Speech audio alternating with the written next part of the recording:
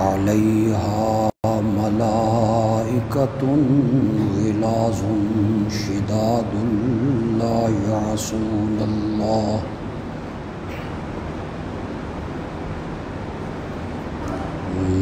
یعصون اللہ ما امرہم ویفعلون ما یؤمرون۔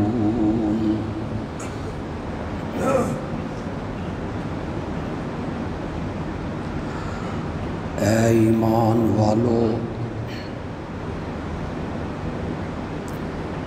اپنے آپ کو بھی اور اپنے گھر والوں کو بھی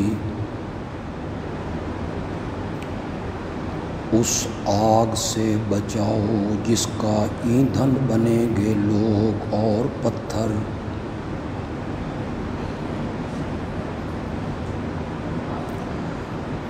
اس آگ پر مقرر ہوں گے فرشتے سخت مزاج سخت دل،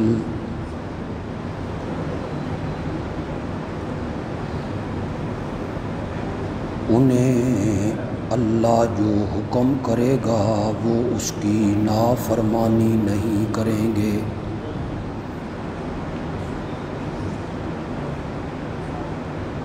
وہ کریں گے وہی بات جس کا انہیں حکم دیا جائے گا۔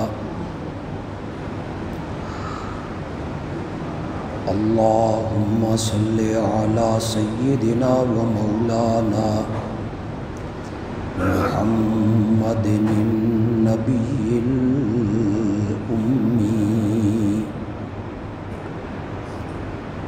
وعلی آلہ وأصحابہ وأزواجہ وأہل بیتہ وبارک وسلم ثم صلی علیہ۔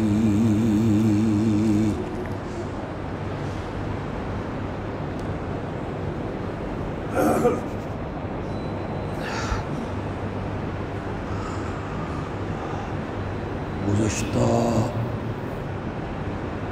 خطبوں میں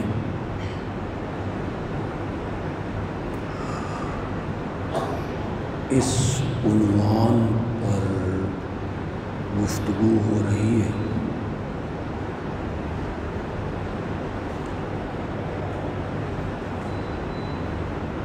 کہ والدین کی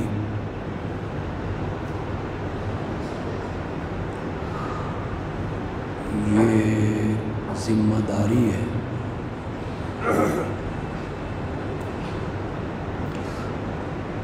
کہ وہ اپنی اولاد کی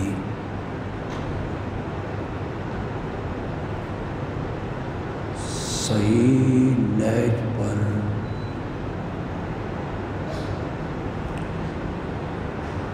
تعلیم اور تربیت کا خیال بھی رکھیں اور فکر بھی کریں۔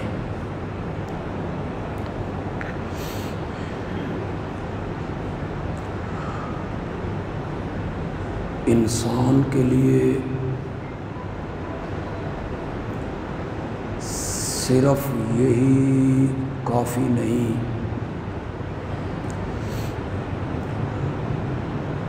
کہ میں خود نمازی ہوں، پہلی صف میں کھڑا ہوتا ہوں،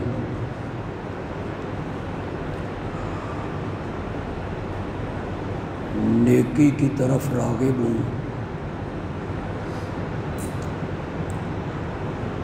گناہوں سے اجتناب کرتا ہوں،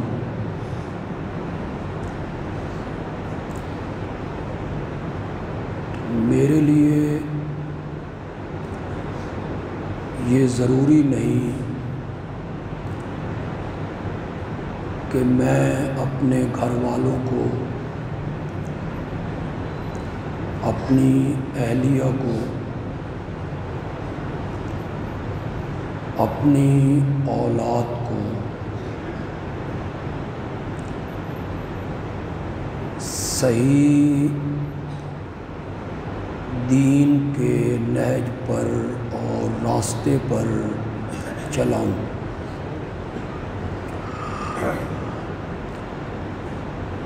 میرے آقا کا ایک بڑا مشہور فرمان ہے،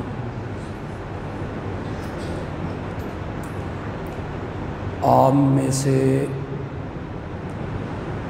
اکثر لوگ اس کا مفہوم جانتے ہیں۔ آپ نے فرمایا کلکم راعٍ وَكُلُّكُمْ مَسْئُولٌ عَنْ رَعِيَّتِهِ،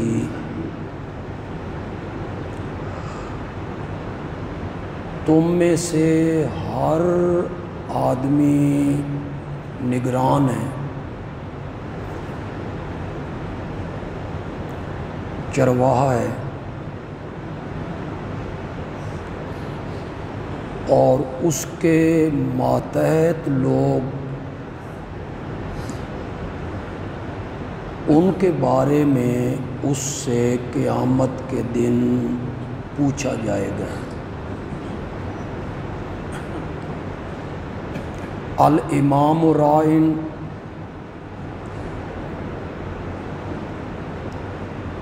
وقت کا حکمران، برسر اقتدار طبقہ، وہ عوام پر نگران مقرر ہوا، اس سے قیامت کے دن یہ پوچھا جائے گا کہ تو نے ان کی تربیت کیسے کی، ان کے حقوق کا لحاظ رکھا یا نہیں رکھا۔ الرجل راعٍ، آدمی نگران ہے، اور اس کے گھر میں جو ماتحت لوگ ہیں، اس کی بیوی ہے، بچے ہیں یا چھوٹے بہن بھائی ہیں، ان کے بارے میں اس سے پوچھا جائے گا کہ تو نے ان کی تعلیم، تربیت، دین کی طرف راغب کرنا، نیکی کی طرف راغب کرنا، گناہوں سے بچانے کی کوشش کرنا، یہ تو نے حق ادا کیا تھا یا نہیں۔ والمرأۃ راعیۃ علی بیت زوجہا، عورت جو ہے یہ اپنے شوہر کے گھر کی نگران ہے، گھر کے اسباب، گھر میں پڑا ہوا مال، اور اس عورت سے پوچھا جائے گا کہ وہ گھر جو تیرے سپرد ہوا اس کی تم نے صحیح نگرانی کی یا نہیں کی۔ کلکم راعٍ وکلکم مسئول عن رعیتہ، دفتر میں بیٹھنے والا افسر جس کے ماتحت کچھ عملہ کام کرتا ہے، دکان کا مالک جس کے نیچے سیلز مین کام کرتے ہیں، مل کا مالک جس کے نیچے مزدور کام کرتے ہیں، ایک باپ جو اپنی اولاد کا نگران ہے، باپ کی عدم موجودگی میں بڑا بھائی جس کی نگرانی میں چھوٹے بہن بھائی موجود ہیں، ان سب سے قیامت کے دن پوچھا جائے گا کہ تم نے اپنے ماتحت لوگوں کی صحیح تربیت کی یا نہیں کی۔ ہر ایک سے پوچھا جانا ہے۔ یہ آیت جو میں نے پڑھی ہے یہ سورۃ تحریم ہے، اور 28ویں سپارے کی یہ آخری سورت ہے، اس میں یہ آیت ہے۔ ذرا اس کا ترجمہ کر لیتے ہیں۔ اللہ کیا ارشاد فرما رہے ہیں؟ یا ایھا الذین آمنوا، یہ خطاب ہی بڑا پیارا ہے. ایک خطاب ہوتا ہے نام کے ذریعے، ایک خطاب ہوتا ہے لقب کے ذریعے. مثلا باپ اپنے بیٹے کو نام لے کے بلائے، اس میں اتنی محبت نہیں ہوتی جتنی محبت اس میں ہوتی ہے جب وہ اسے بیٹا کہہ کے بلائے، میرے بیٹے. اس میں ذرا اپنائیت زیادہ آ جاتی ہے لقب میں. تو یا ایھا الذین آمنو یہ ہمارا کیا ہے؟ لقب ہے، امت محمدیہ کا لقب ہے. یا ایھا، اس کی لذت جو ہے، بعض لوگوں نے لکھا کہ شیخ الاسلام حضرت مولانا شبیر احمد عثمانی رحمۃ اللہ بہت بڑے عالم ہوئے ہیں. آپ جو دنیاوی تعلیم پڑھے ہوئے لوگ ہیں، آپ بھی جانتے ہیں کہ پاکستان بننے کے بعد مغربی پاکستان میں سب سے پہلے پاکستان کا جھنڈا جس شخصیت نے لہرایا تھا اس کا نام کیا تھا؟ مولانا شبیر احمد عثمانی رحمۃ اللہ. انہوں نے قرآن پاک کی بڑی خوبصورت تفسیر لکھی ہے، تفسیر عثمانی. انہوں نے حدیث کی بڑی مشہور کتاب مسلم، اس کی انہوں نے شرح لکھی ہے. بہت بڑے عالم ہوئے، عمر بھی بڑی پائی ہے. تو کراچی میں یہ تشریف لے آئے تو یہ حضرت مولانا تقی عثمانی صاحب جو ہیں یہ کہتے ہیں کہ میری دادی جو تھیں وہ ان کی ممانی لگتی تھی، رشتے میں ان کی ممانی لگتی.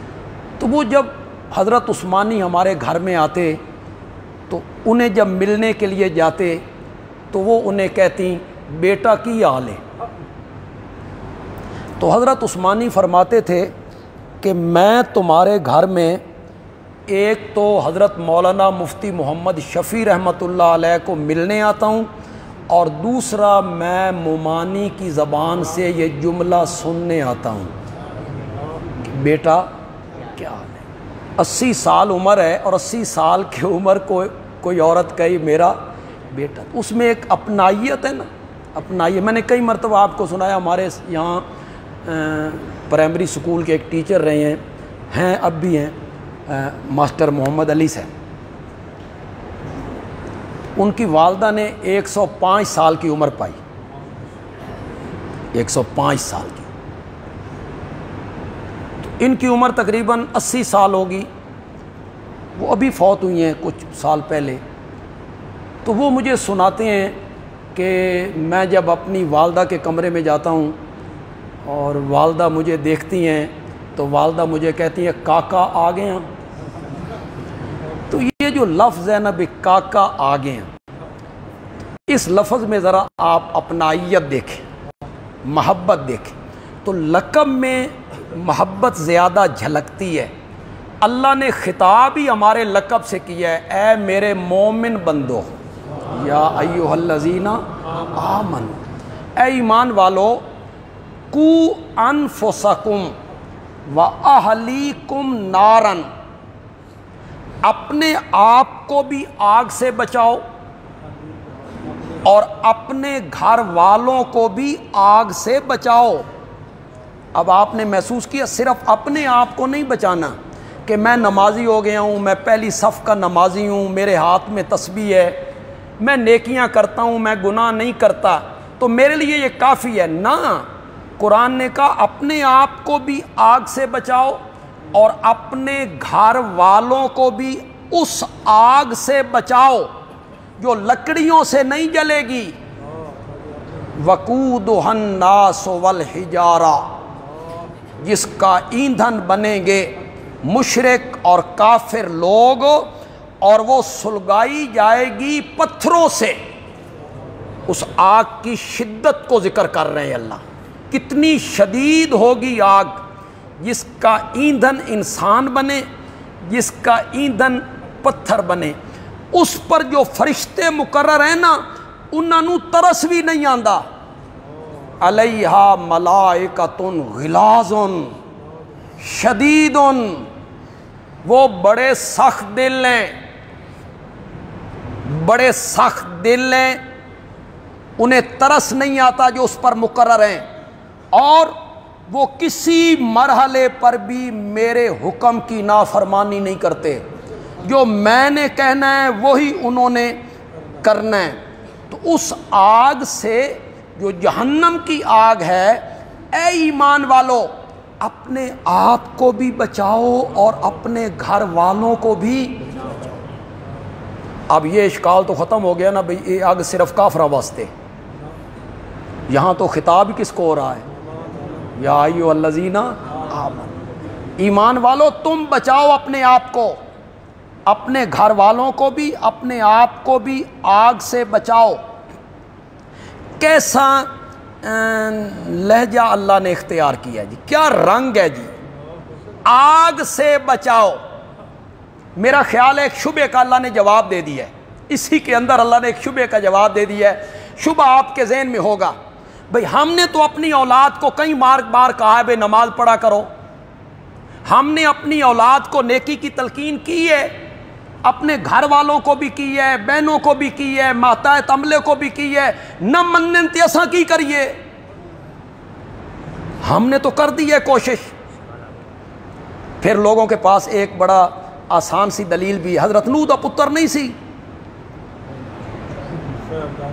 تو وہ کافر کا کافر رہا، تو ہم کیا کر سکتے ہیں؟ ہم نے اپنے تائیں کوشش کر لی ہے بھائی، ان کو کہا ہے بے نماز پڑھا کرو،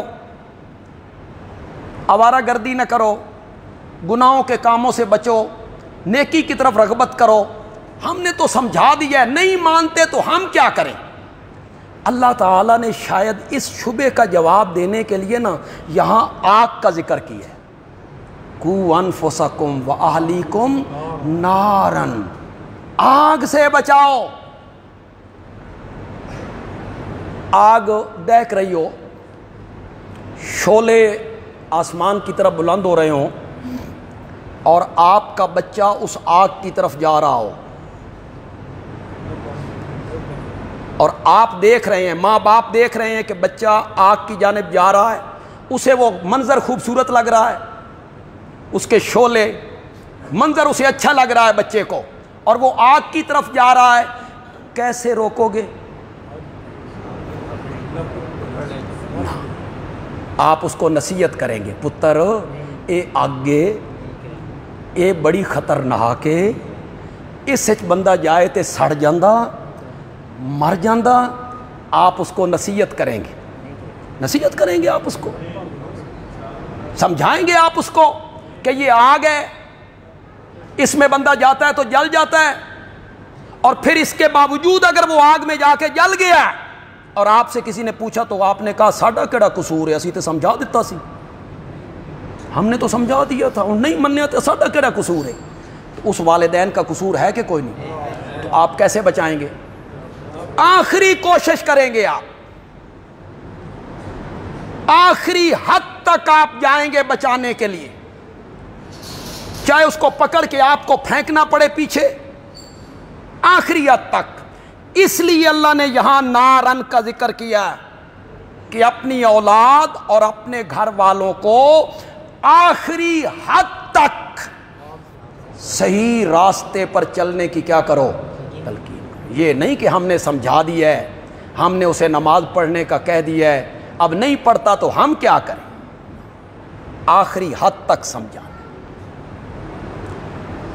پھر یہ جو گناہ ہے نا، یہ نارن کا جو لفظ اللہ نے بولا ہے نا، کچھ ایسے محسوس ہوتا ہے کہ گناہ جو ہے نا، گناہ، یہ گناہ خود ہی آگ ہے، گناہ ہی آگ ہے، ہمیں محسوس نہیں ہو رہی، ہم گناہ کرتے ہیں لیکن وہ ہمیں آگ محسوس ہو نہیں ہو رہی، ہے آگ ہی، ہمیں محسوس نہیں ہو رہا۔ میں ایک آیت پڑھ دیتا ہوں، ان الذین یاکلون اموال الیتامی ظلما، جو لوگ یتیموں کا مال ظلماً کھاتے ہیں، یأکلون فی بطونہم نارا، وہ کیا کھا رہے ہیں؟ اس گناہ کو کیا کہا ہے؟ آگ کا۔ یتیموں کا مال کھانا، وہ جو مال آپ کھا رہے ہیں وہ مال آپ نہیں کھا رہے ہیں، وہ کیا کھا رہے ہیں؟ آپ کو محسوس ہو نہیں، اس کی تپش آپ کو محسوس نہیں ہو رہی، اس وقت محسوس نہیں ہو رہی۔ تو یتیم کے مال کھانے کو آگ سے تشبیہ دی۔ ایک آیت مولویوں دے متعلق بھی پڑھ چڑی، ان الذین یکتمون، جو لوگ اس کتاب پر پردہ ڈالتے ہیں جو ہم نے آپ کی طرف اتاری ہے، اسے بیان نہیں کرتے، اس پر پردے ڈالتے ہیں، کیوں؟ یشترون بہ ثمنا قلیلا، کس لیے؟ چندے، نذرانے، کاریں، کوٹھیاں، بنگلے، زمینیں، باغات، عزتیں، اس حق کو چھپا کر اس کے بدلے میں ثمناً قلیلا۔ ثمناً قلیلاً کا معنی تو کیا ہے؟ اس کا مطلب ہے وہ تھوڑے نہیں لینے چاہیے، یہی میں نے اس کا، بلکہ ثمناً کثیراً لینے چاہیے۔ 1000 2000 بندہ نہ لے تو 1,00,000 2 لاکھ لے لے، یہی میں نے۔ ثمناً قلیلا، واہ میرے مولا، اللہ کہتے ہیں میرے قرآن کی ایک آیت کے بدلے میں ساری کائنات کی دولت، ثمناً قلیلا، ساری کائنات کی دولت بھی قرآن کی آیت کے مقابلے میں کیا ہے؟ ثمناً، کچھ نہیں ہے، وہ سب یہیں رہ جانا ہے، ساتھ لے کے جانا ہے۔ حق پر بندہ پردہ ڈالے، توحید کو بندہ بیان نہ کرے، حضرت لقمان کی نصیحتیں سنانے لگے کہ آج میں تمہیں حضرت لقمان کی نصیحت سناتا ہوں، تے شروع کرے یا بنیا اقم الصلاۃ، یہاں سے شروع کرے، اور پہلا سارا رکوع کھا جائے وہ مولوی، بیان نہ کرے۔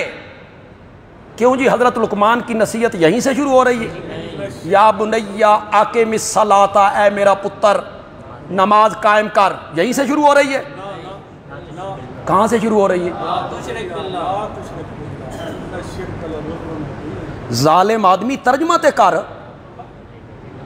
چلو آگے شرک کی تفصیل نہ کرنا، تمہاری روٹیاں بند ہوتی ہیں نہ بتانا کہ شرک کیا ہوتا ہے، ترجمہ تے کرنا،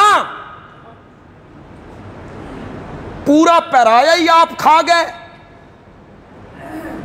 پہلے حضرت لقمان عقل مند تھے، حکیم نہیں تھے۔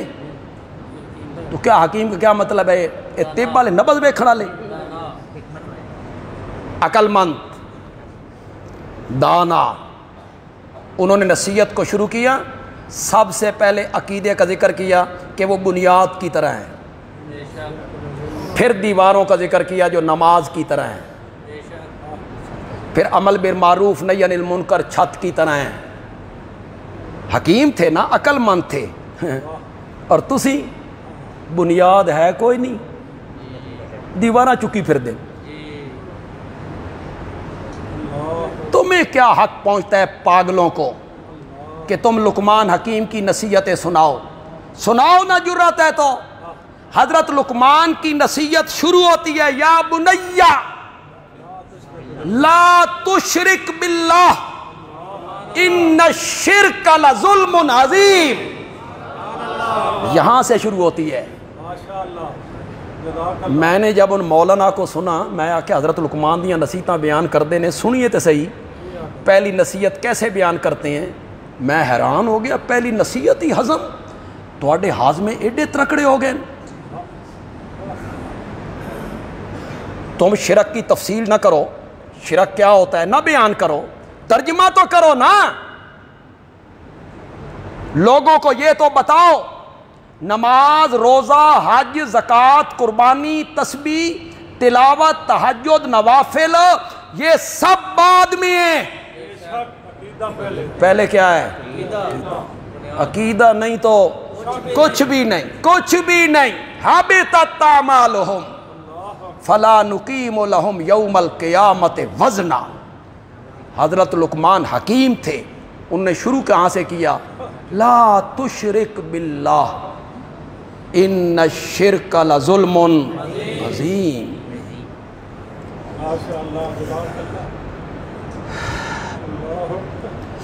اللہ اکبر، پتہ نہیں کہنا کیا چاہتا تھا اور ہم چلے کس طرف۔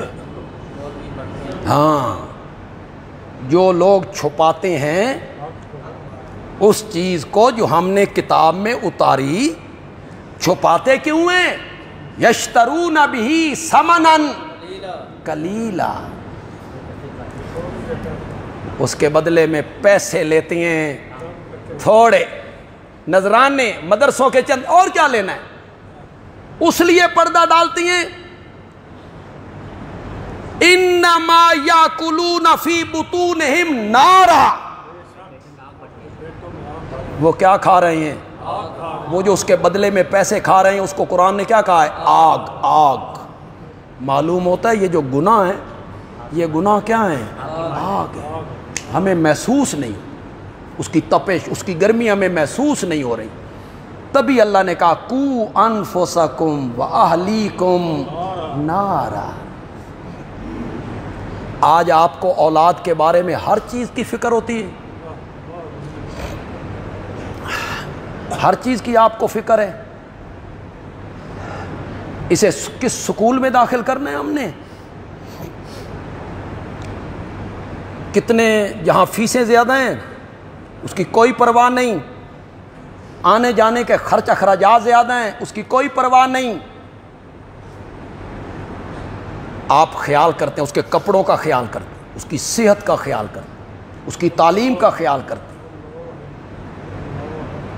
اور جب دین کا معاملہ ہے اور دینی تربیت کا معاملہ ہے اور تعلیم کا معاملہ ہے تو آپ کے دلوں میں اولاد کے لیے وہ فکر پیدا نہیں ہوتی، وہ فکر پیدا نہیں ہوتی۔ سب اس حمام میں ننگے ہیں الا ماشاء اللہ، کوئی لاکھوں ہزاروں میں ایک ہوگا جس کو فکر پڑی ہو اولاد کی، ورنہ بتاؤ ناظرہ قرآن پڑھانے کے لیے اتنی فکر کرتے ہو جتنا سکول ڈھونڈنے میں فکر کرتے رہتے ہو، ناظرہ قرآن پڑھانے میں اتنی فکر کرتے ہو؟ ناظرہ قرآن کے لیے آپ نے مسجد میں بھیج دی کہ جاؤ صبح کے ٹائم قرآن پڑھ کے، ٹائم کتنا ہے؟ 60 منٹ، 1 گھنٹہ، قاری صاحب کے پاس، حافظ صاحب کے پاس 1 گھنٹہ ہے۔ بچے کتنے ہیں؟ 90۔ فی بچے کو کتنے سیکنڈ آئے؟ یہ قرآن پڑھ رہا ہے ہمارا بچہ، کیوں؟ سکول کی تعلیم کی آپ کو فکر ہے، یہ آپ کو فکر نہیں ہے کہ میرا بچہ ناظرہ قرآن پڑھے، میرے بچے کو قرآن پڑھنا آتا ہو، اس کی فکر کیوں نہیں ہے آپ کو؟ جنہوں نے ٹیوشن رکھی ہوئی ہے، گھروں میں جا کے قاری صاحب پڑھاتے ہیں، حافظ صاحب پڑھاتے ہیں، کتنی فیس دیندے ہو جی؟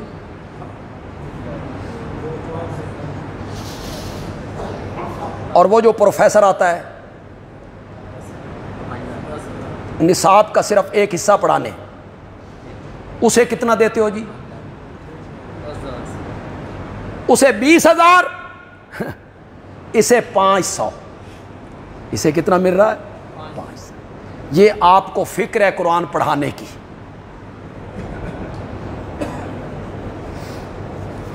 قاری صاحب بیچارے موٹر سائیکل پر، سائیکل پر 2 کلومیٹر 3 کلومیٹر، ادھر سے بارش آ رہی ہے یا دھوپ ہے، جون جولائی کی گرمی ہے، سائیکل موٹر سائیکل چلا کے آپ کے گھر میں پہنچے، اور آپ نے گھر پہنچنے کے بعد کہا آج تو قاری صاحب چھٹی ہے، بچہ فارغ نہیں ہے، ایک دیہڑے پروفیسر نو آ کے ویکھو۔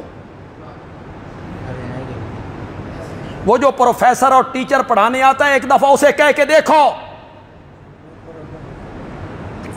آپ ٹیلی فون تک کرنا گوارا نہیں کرتے کہ وہ 3-4 کلومیٹر بھاگ کے آئے گا، وہ آپ کے دروازے پہ پہنچتا ہے تو آپ کہتے ہیں قاری صاحب آج تے بچہ فارغ ہو۔ یہ آپ کا فکر، دین کے لیے یہی فکر ہے؟ مجھے پھر بتائیے، عام میں سے جو دیندار لوگ نمازی لوگ یہاں بیٹھے ہیں، مجھے بتائیے اگر دین کی فکر کرنی ضروری نہیں، تم نماز کیوں پڑھتے ہو؟ تمہیں کیا ضرورت ہے پڑھنے کی؟ اگر نماز پڑھتے ہو تو پھر اپنی اولاد کے لیے بھی یہ فکر کرو نا، اس کے لیے آپ کہتے ہیں اتنی فکر ضروری نہیں ہے۔ دین کی فکر ہونی چاہیے اولاد کے لیے۔ میں یہ نہیں کہتا کہ آپ اس کی دنیا نہ بنائیں، اس کو منفی رنگ مت دیجیے،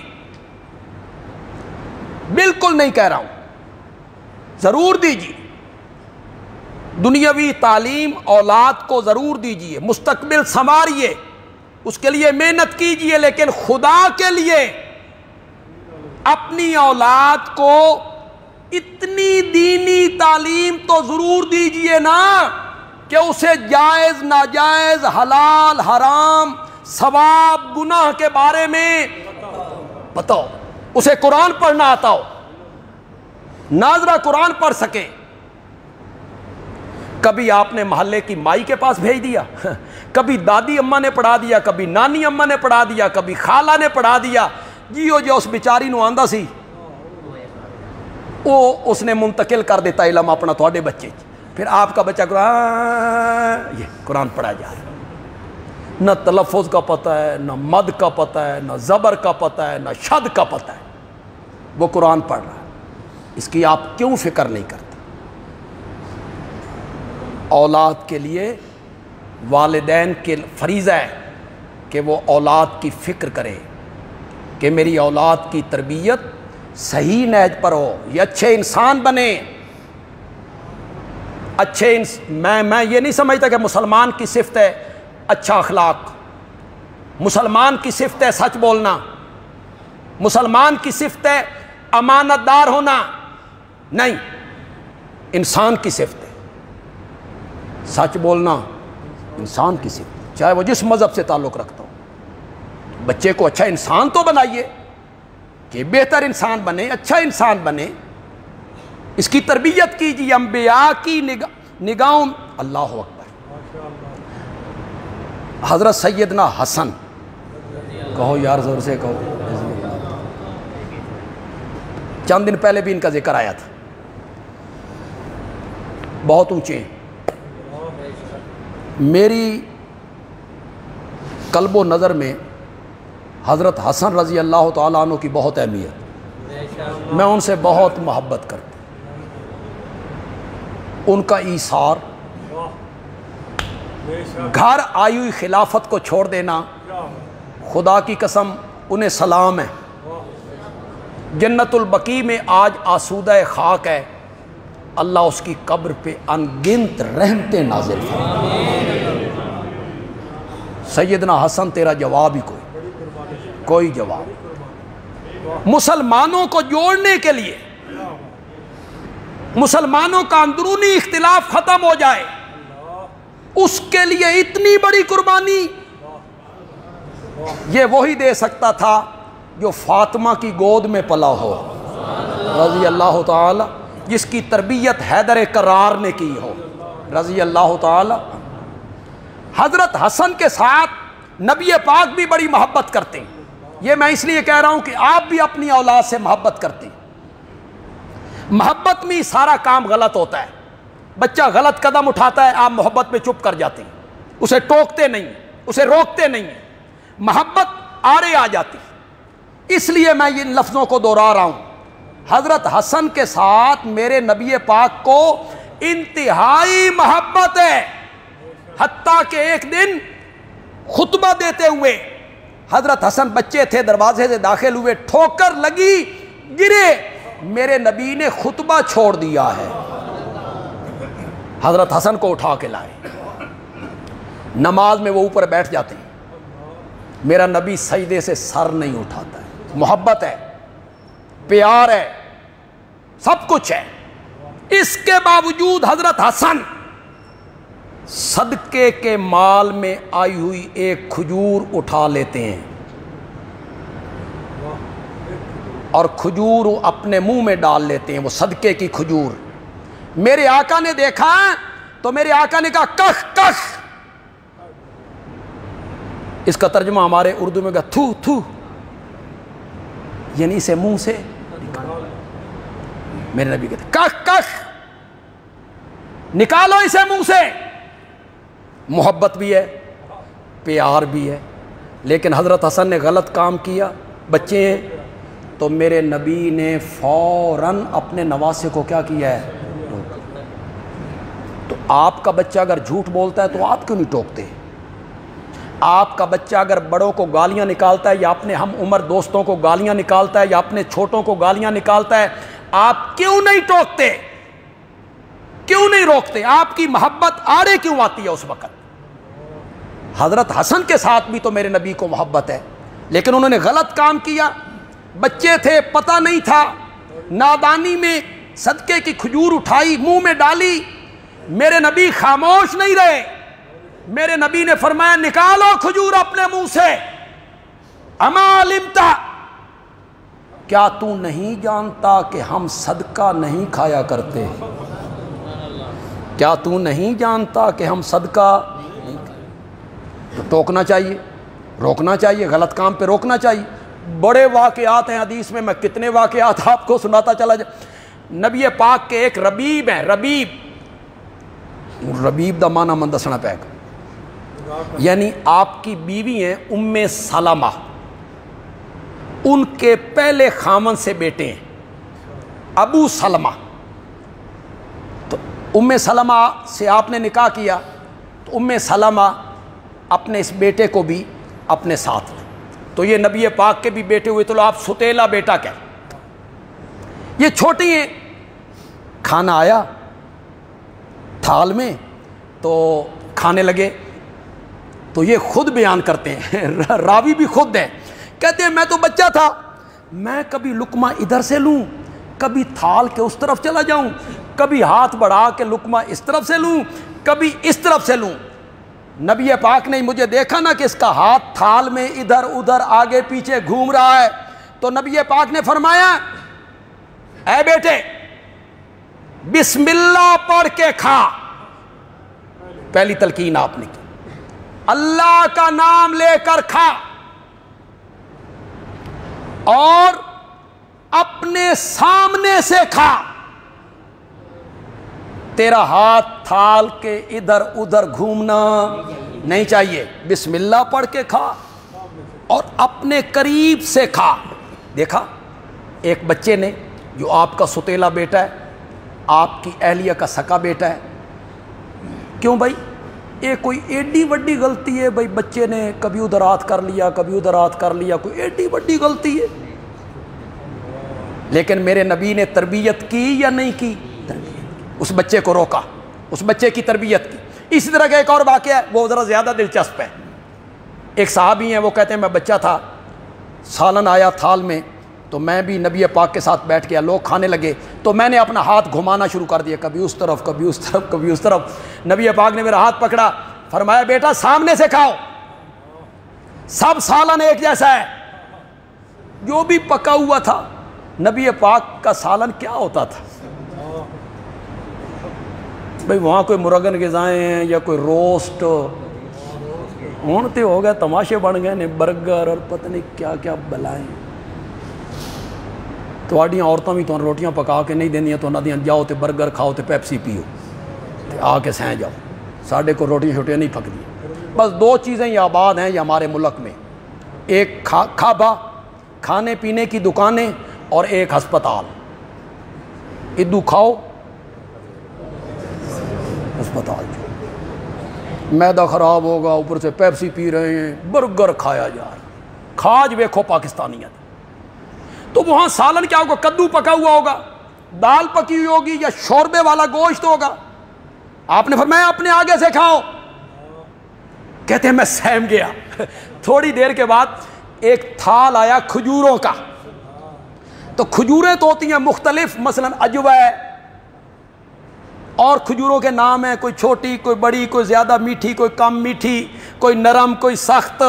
तो वो खजूरें अलग अलग जुड़ी हुई थी, कुछ उस कोने में, कुछ इस कोने में, कुछ उस कोने में। तो मैं तो डरा हुआ था, तो मैं अपने सामने से खाने लगा। आपने फरमाया इसनू इद्दू उद्दू चुक के भी खा ले। तो ये मुख्तलिफ है ना, तो जो पसंद आए ये आप खा सकते हो, लेकिन वो सालन चूंकि एक किस्म का है, उसे अपने सामने से खाओ। अर्ज करने का मकसद ये है कि मेरे आका बच्चों की थोड़ी थोड़ी गलतियों पर भी उनकी तरबियत कर रहे हैं। तो हमारे लिए सबक है ना कि हम भी अपने मातहत लोगों की और अपने बच्चों की क्या करें? तरबियत करें। इसकी फिक्र करें। आप बच्चों के लिए दीन के बारे में फिक्रमंद हो, खुदा के लिए। मैंने एक जुमा पहले भी कहा था, अल्लाह न करे, अल्लाह न करे, अल्लाह बचाए उस वक़्त से, कहीं वो वक्त ना आ जाए कि आप अपने बच्चों को रोकना चाहें और आप रोक ना सकें। कहीं वो वक्त ना आ जाए आपके मुल्क में। इसलिए अब तरबियत कीजिए उनके हया के बारे में, उनके पर्दे के बारे में, उनके शर्म के बारे में, उनकी सोसाइटी के बारे में, उनके दोस्तों के बारे में, उनके चाल चलन के बारे में। ये कहाँ जाते हैं? एक बाप, बड़ा भाई, अगर आप जायज़ा लेना चाहें कोई मुश्किल नहीं है। हर रोज़ मेरा छोटा भाई इसी वक्त जाता है। कहाँ जाता है?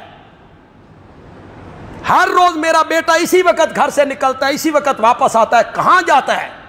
थोड़ा सा जायज़ा लें, उनकी तरबियत करें। देखें जो बच्चे होते हैं ना, 14 साल, 15 साल, 16 साल, 17 साल, ये उम्र होती है, ना नफ़े नुकसान का पता है, ना धूप छाँव का पता है। हमारे साथ क्या हो जाएगा, उसका नुकसान क्या होगा, हम ये काम करेंगे तो इसका नुकसान क्या होगा, उस बच्चे को कोई पता नहीं होता।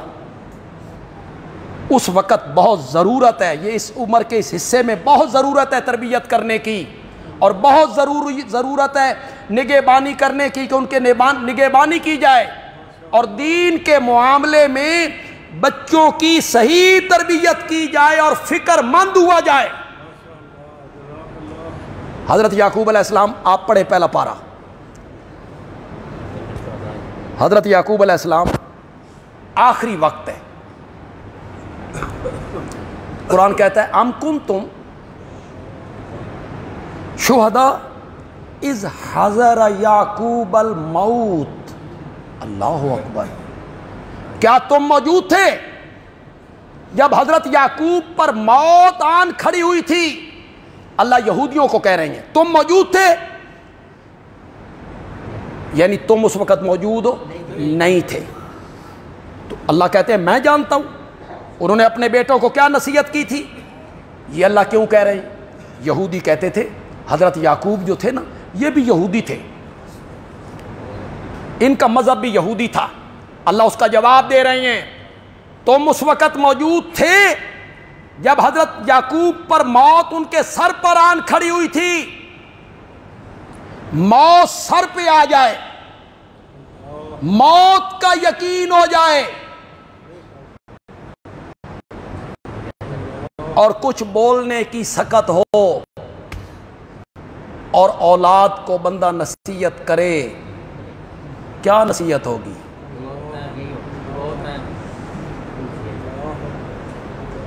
आप ज़रा सोचें, आप क्या नसीहत करें?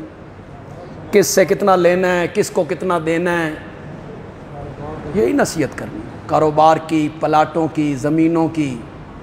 कुरान कहता है तुम उस वक़्त मौजूद थे जब हज़रत याकूब के सर पे मौत आन खड़ी हुई, जिस वक़्त उन्होंने अपने बेटों को बुलाया और बुला के कहा मेरे बाद किसकी इबादत करोगे? फिक्र किस चीज की थी? ईमान की। औलाद से पूछते मेरे बाद किसकी इबादत करोगे? کس کی پوجا پاٹ کرو گے؟ حضرت یعقوب کی نگاہ میں اہمیت ہے ایمان کی، دین کی، تسلی چاہتے ہیں کہ میں دنیا سے رخصت ہوں تو اس تسلی کے ساتھ رخصت ہوں کہ میرے بیٹے صحیح دین پر قائم ہو۔ میں کئی مرتبہ عرض کر چکا ہوں، کچھ نئے لوگ آئے ہیں تو وہ انشاءاللہ لطف اٹھائیں گے۔ حضرت یعقوب علیہ السلام کو 40 سال کے بعد خوشخبری ملی آپ کا یوسف زندہ ہے۔ کتنے سالوں کے بعد؟ رو رو کے آنکھیں سفید ہو گئیں۔ ہر باپ کے لیے اس کا بیٹا یوسف ہی ہوتا ہے، ہر باپ کے لیے، اور جس کا بیٹا واقعی یوسف ہو، اللہ نے آدھا حسن اس پہ نچھاور کر دیا ہو، ذہین بھی ہو، فتین بھی ہو، فہیم بھی ہو، ذکی بھی ہو، پھر حکیم بھی ہو، اور وہ جدا ہو جائے، 40 سال اس کا پتہ نہیں چلا، 40 سال کے بعد اطلاع آئی آپ کا یوسف ہو زندہ ہے۔ کرتا مصر سے چلا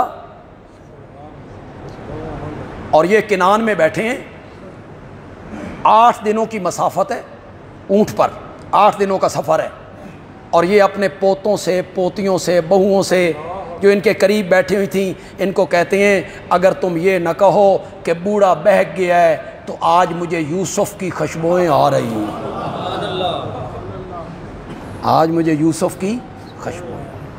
میں نے پچھلے جمعے آپ سے ایک آخر میں وعدہ کیا تھا کہ میں آپ کو معجزے کے متعلق بتاؤں گا۔ معجزہ بیان کر کے لوگوں کے عقیدے خراب ہوتے ہیں، وہ تصویر کا ایک رخ دکھاتے ہیں، دوسرا رخ نہیں دکھاتے، دوسرا رخ دکھائیں حقیقت سامنے آ جائے۔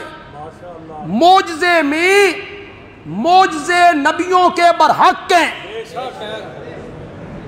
اولیاء اللہ کی کرامتیں بھی برحق ہیں، لیکن معجزے میں ہاتھ نبی کا ہوتا ہے، مرضی اور اختیار رب کا ہوتا ہے۔ اتنی بات لوگوں کو سمجھ کیوں نہیں آ رہی؟ وہ اسے نبی کا اختیار مان لیتے، وہ کہتے ہیں یہ نبی کے قبضے میں ہے، نبی کے اختیار میں ہے۔ نہیں، مرضی نبی کی نہیں، اختیار نبی کا نہیں، اختیار کس کا ہے؟ میں مشکل دلیلیں دینے کا عادی نہیں ہوں، سمجھدار عوام اور لوگ میرے سامنے ہیں، پڑھے لکھے لوگ میرے سامنے ہیں، دلیل دیتا ہوں بڑی مختصر سی، سمجھ آ جائے تو سبحان اللہ کہنا۔ بندیالوی اچھی دلیل دے گیا ہے، بندیالوی کہتا ہے اگر معجزہ نبی کے قبضے میں ہوتا، اگر معجزہ نبی کی مرضی سے صادر ہوتا، اگر معجزہ نبی کے اختیار میں ہوتا تو لاٹھی کو سانپ بنتے ہوئے دیکھ کر موسیٰ کبھی نہ بھاگتے۔ اپنی مرضی سے سانپ بنا تھا، کیوں بھاگے؟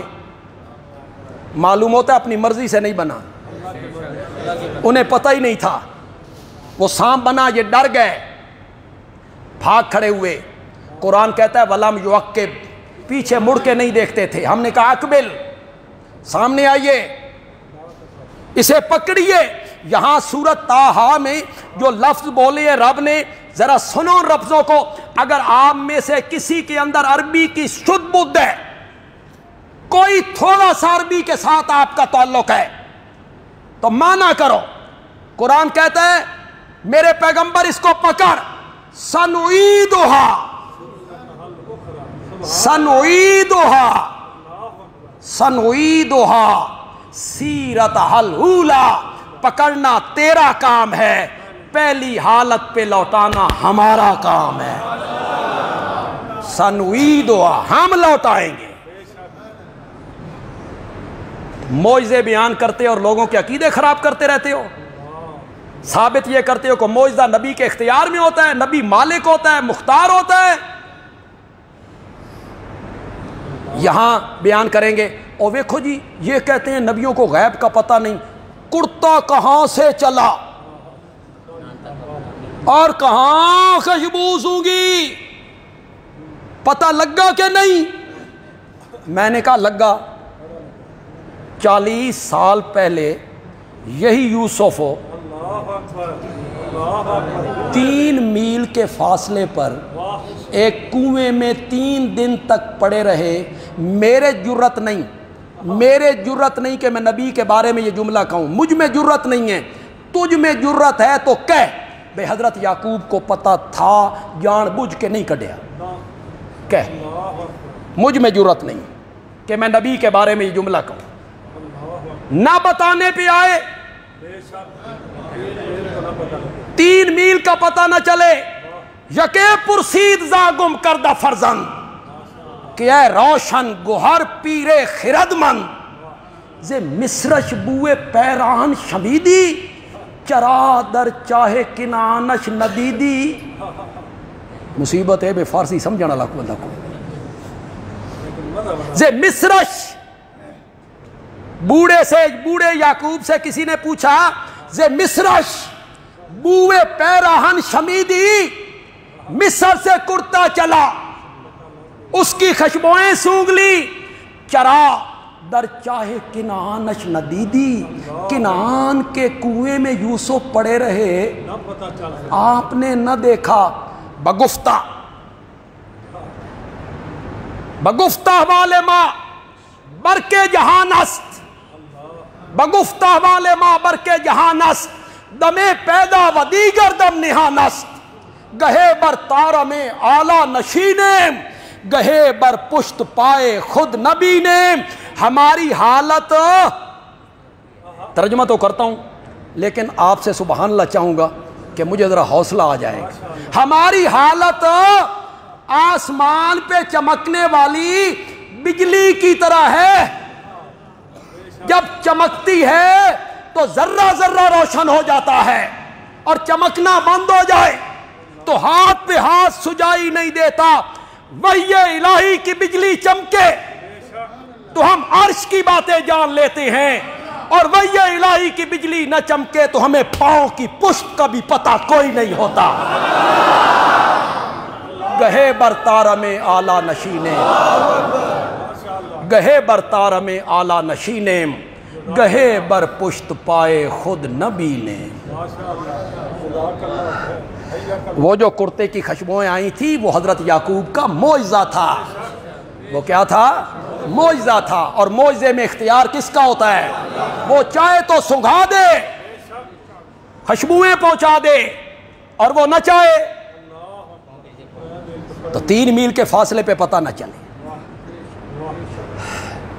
دونوں آنکھیں کھلی رکھو نا۔ بندے کی ایک آنکھ تھی، ایک آنکھ بند تھی بندے کی۔ وہ کچہری بازار میں داخل ہوا، ادھر سے گیا، پھر فوارے چوک سے اس لین پہ آیا تو کہتا ہے پہلے وہ بازار کھلا سی، انہیں کھل گیا۔ اس کو بتاؤ دونوں کھلے تھے، تیری آنکھ ایک بند تھی۔ دونوں آنکھیں کھلی رکھو، دونوں رخ دیکھو، دونوں، مسئلہ سمجھ آ جائے گا۔ حضرت یعقوب علیہ السلام کو آج ایک خوشی یہ ملی کہ بیٹے کی زندگی کی خبر ملی، اور دوسری خوشی یہ ملی بینائی لوٹ آئی۔ کر سکتے ہو اندازہ خوشی کا؟ کر سکتے ہو اندازہ خوشی کا؟ کوئی نہیں کر سکتا، اندازہ تصور بھی نہیں ہو سکتا۔ 40 دن کے بعد خبر آئی یوسف زندہ ہے، پھر بینائی لوٹ آئی۔ یوسف کو دیکھیں گے تو خوشخبری لانے والے بندے سے حضرت یعقوب نے پوچھا ہوگا یوسف جیندہ ہے کی کردا، کیا کاروبار کرتا ہے، شادی کیتی سے، میرے کوئی پوترے پوتریاں، کہاں رہا ہے 40 سال؟ نہیں پوچھا۔ میں عربی پڑھوں گا لیکن اتنی آسان عربی ہے، پڑھوں گا بھی لہجے کے ساتھ، آپ سمجھ جائیں گے کہ اس کا معنی کیا ہے۔ حضرت یعقوب خوشخبری لانے والے کو کہتے ہیں الا ای دین ترکتہ، مجھے یوسف کی زندگی کی خبر دینے والے، مجھے یہ بتا میرا یوسف کس دین پر ہے؟ نبی کی نگاہوں میں فکر ہے تو کس کی ہے؟ یہی تو آپ کو سمجھانا چاہ رہا ہوں، اولاد کے بارے میں فکر کرو تو دین کی فکر کرو، یہ صحیح مسلمان بنے، ان کے اخلاق بہتر ہوں، یہ حلال کھائیں، ان کے ذہن میں یہ بٹھاؤ اس وقت کہ حلال کھانا ہے، چاہے روکھی سوکھی کھا لو لیکن کھانا حلال ہے۔ بچوں کو سمجھاؤ حرام نہیں کھانا۔ الا ای دین ان ترکتا ہوں، کس دین پہ چھوڑا؟ تو جواب دینے والے نے کہا الا دینک و دین آبائک اسحاق و اسماعیل و ابراہیم، اسی دین پر جس پر آپ ہیں، اسی دین پر جس پر آپ کے آباء و اجداد تھے، دین توحید، اسی دین پہ چھوڑا ہے۔ اب سنو ذرا جملہ حضرت یعقوب کا، پھر عربی میں پڑھوں گا لیکن آسان پڑھوں گا، آپ کو سمجھ آ جائے گی۔ جب یہ پتہ چلا میرا یوسف صحیح دین پر ہے، دین توحید پر ہے، تو کہتی ہیں الان تمت النعمت، ہون نعمت پوری ہوئی نا۔ یوسف کی زندگی کی خبر ملی، نعمت پوری نہیں ہوئی، بینائی لوٹ آئی، بن یامین بھی آ گیا، وہ دوسرا بیٹا بھی وہاں رہ گیا تھا نا، پھر بڑا بیٹا یہودا بھی وہاں رہ گیا تھا، 3 بیٹے مصر میں رہ گئے تھے، آج تینوں بیٹے آ گئے، دونوں آ گئے، تیسرے کی خبر آ گئی، لیکن نعمت پوری نہیں ہوئی۔ جب پتہ چلا کہ میرا بیٹا صحیح دین پر ہے تو کہتے ہیں الان تمت النعمت، ہن نعمت پوری ہوئی نا۔ اولاد کے بارے میں فکر مند ہونا چاہیے کہ میری اولاد دیندار بنے، میری اولاد کو جائز ناجائز کا پتہ ہو، چھوٹی چھوٹی باتوں پر اپنی اولاد کی تربیت کیا کریں۔ کھانے پینے کے معاملے میں انہیں بتائیں، بسم اللہ پڑھ کے شروع کرتے ہیں کھانا، پانی پینا ہو تو بسم اللہ پڑھ کے شروع کرتے ہیں، ختم کرتے ہیں تو الحمدللہ کہتے ہیں۔ بچے کا دل بڑا کوڑا سا کاغذ ہوتا ہے، جو نقش کرتے چلا جاؤ گے نقش ہوتا چلا جائے گا، لیکن آپ توجہ تو کریں، بچوں کی مائیں توجہ کریں، ان بچوں کی تربیت کرو، پھر تھوڑے سے باشعور ہوں، انہیں حلال حرام جائز ناجائز کے بارے میں آگاہ کرو، رزق کے حرام سے اتنی نفرت دلا دو جس طرح خنزیر کے گوشت سے دلاتے ہو۔ خنزیر کا گوشت کھاتا ہے کوئی؟ تو جس طرح خنزیر کا گوشت حرام ہے، غلط طریقے سے کمائی کرنا بھی اسی طرح حرام، رشوت کا کاروبار اسی طرح حرام، سود کھانا اسی طرح حرام۔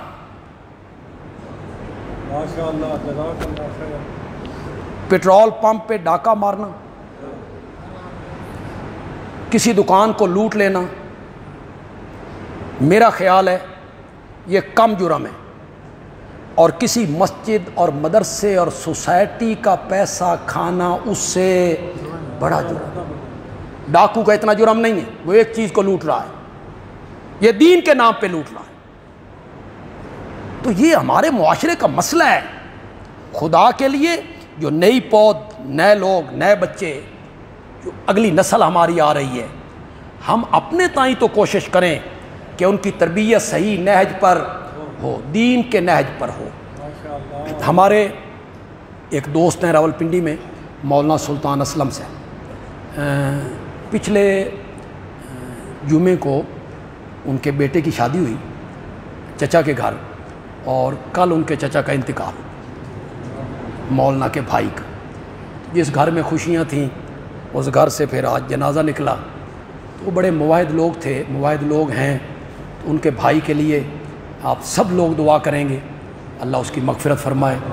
بلکہ ان کے علاوہ جتنے فوت شدہ بزرگ ہیں، مائیں بہنیں بھائی، مومن مسلمان جتنے بھی دنیا سے چلے گئے ہیں، سب کے لیے ہم دعا کریں گے کہ اللہ ان کی مغفرت فرمائے۔ دیں جی اذان۔